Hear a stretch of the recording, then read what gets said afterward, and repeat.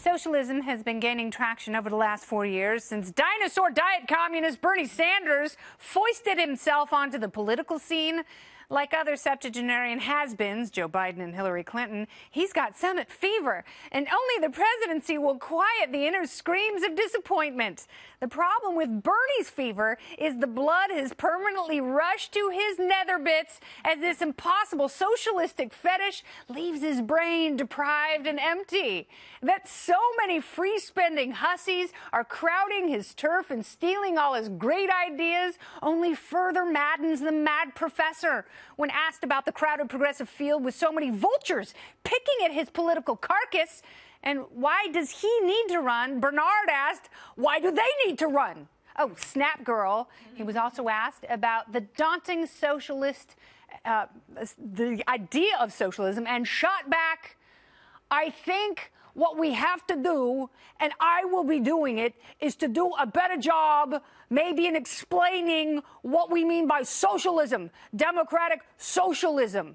Well, that doesn't soften the blow, qualifying the power and cash grab and limiting people's economic mobility and freedom as somehow democratic.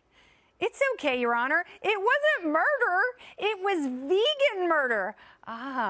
When you are forced to pay for everyone's health insurance and universal basic income and higher utility bills, and when you can no longer choose what you pay your employees, when you don't have a say in what materials go into your products, is that democratic? No, that's socialist. These things in the Green New Era are not mere suggestions or government spitballing. They will be coercively enforced, and if you are non-compliant, you will be fined. And if you don't pay, you will go to jail. But at least that's not authoritarian. Right. When Bernie's not lying about socialism, he's going, but Sweden. Yes, he has a scando obsession and thinks he could turn the U.S. into an IKEA catalog. The problem is Denmark, Sweden, and the rest of Scandinavia have turned their economies into free market engines. They tax the middle class, they have cost-sharing programs that dimwits in the U.S. neither grasp nor admit to, and their average GDP military expenditure is just over 1%. Denmark spends $3.8 billion a year on defense. We spend almost $700 billion.